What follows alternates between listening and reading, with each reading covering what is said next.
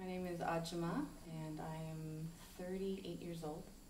And I started searching for the spiritual when I was a young girl.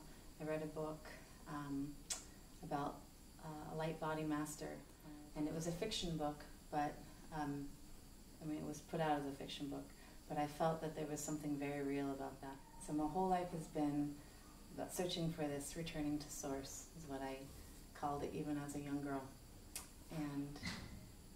And that led me to travel to San Francisco, back to my home base after graduating high school and traveling around a little bit.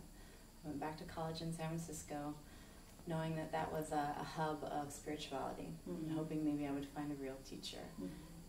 After high school is when I really got interested in learning more traditional systems, and I knew I needed to find a guide if I really wanted to return to source.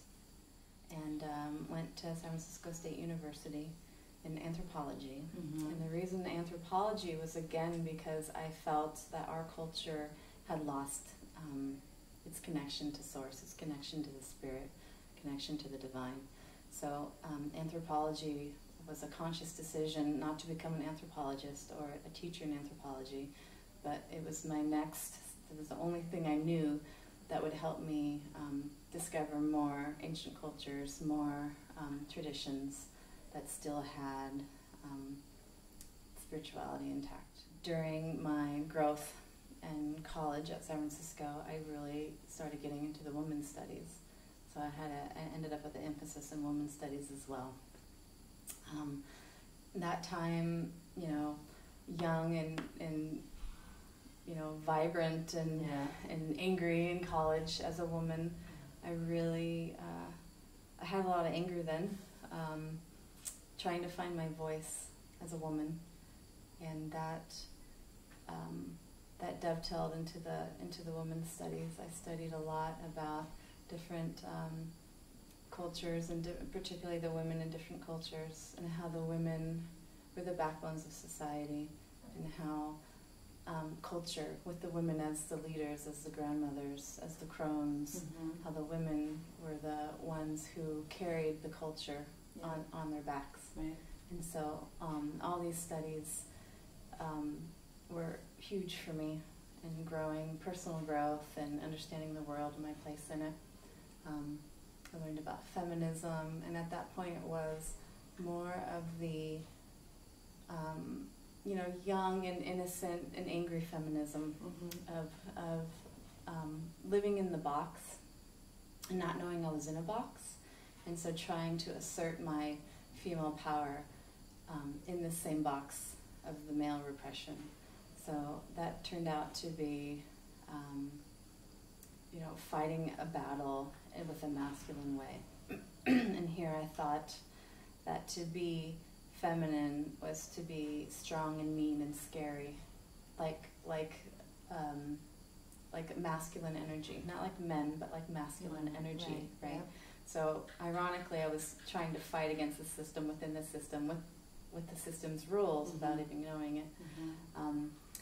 And I'm like most people in college, it was learning and growth and turmoil and suffering and finding yourself and clawing at my outers to find who I was made of, and trying to get rid of the conditioning and the shoulds and the fears and all that.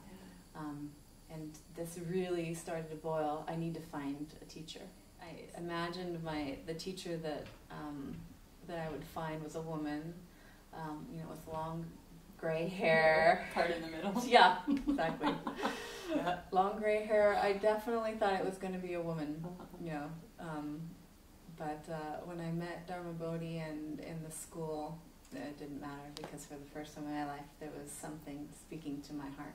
What I found in this religion, which sold me completely from the first moment, was how grounded it is. It's a system of practices and philosophy and everything from A to Z for all different types of people. I think that's one of the beautiful things of Tantra, that it really meets people where they're at.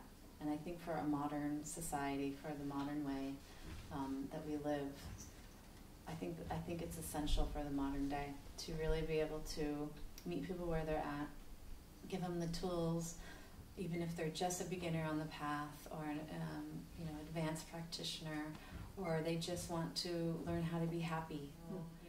Everything is encompassed. It's non-dual. There's no right, there's no wrong, there's no better or worse. Right. It's all encompassed in this great umbrella. So there really is a place for everyone, and a way for them to find what they're looking for. This tradition is for man and woman, but since women have this backlog of oppression, it's most important for women to be able to find their own voice, to be able to fully love all aspects of their self and be confident and strong in who they are. What you choose to do with that is your own unique and personal direction in life. Whether it's being a chef in a kitchen, or running a retreat center, or fighting for human rights, or sexual slavery, or whatever it is. So for me, I think it's a continual. I don't know. For me, I think it's a continual journey of finding who I am, and then seeing what skills and talents I have and how I can be of service.